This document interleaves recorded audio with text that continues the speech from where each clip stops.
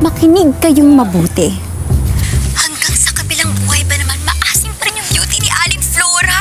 Bakit? Kasi pagkatapos ng misa, bago ilabas para malibing si Aling Flora, bigla ba namang dumating not just one, but two young at mortang lover boy? Ala, totoo ba yun?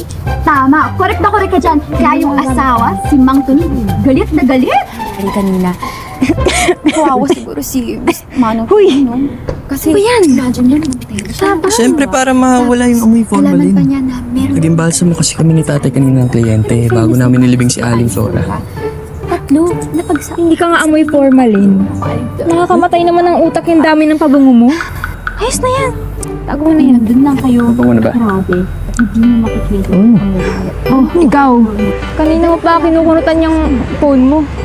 May LQ kayo? Kinakamusta ko lang si Zeph kung nakarating na siya sa kabilang bayan.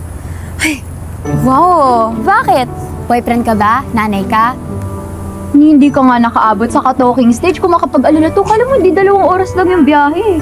Ito naman, kinakamusta lang eh. Parang hindi ko naman siya kaibigan. Sabi mo sige. Naku, si Zeph, pag yun kinabahan na naman. Alam niyo naman yun eh. Ayun na nga, speaking of. Anyways, isa na ba ako? Ayun! Speaking of Zeph, nag-audition yung friendly namin. At sure na sure kami mananalo siya. Bumili na nga kami ng cake eh. Sobrang excited kami for her. We love you, Zeph, if you're watching this.